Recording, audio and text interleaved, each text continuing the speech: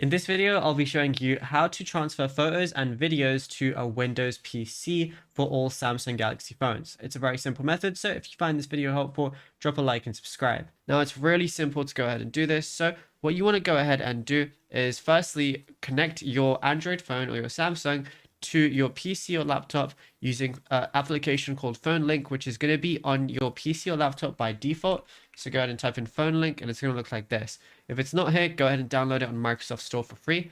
Go ahead and click on it, and then it's going to ask you to basically like connect whichever phone you want, whether you're an iPhone, Android, Samsung, anything like that.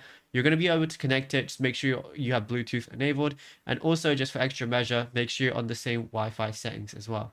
Now, all you want to go ahead and do is once it's connected, go over to Phone Link right here. And then in the Phone Link app on the laptop, once it's connected, it's going to say, you're going to have a lot of tabs, but go over to your Photos tab.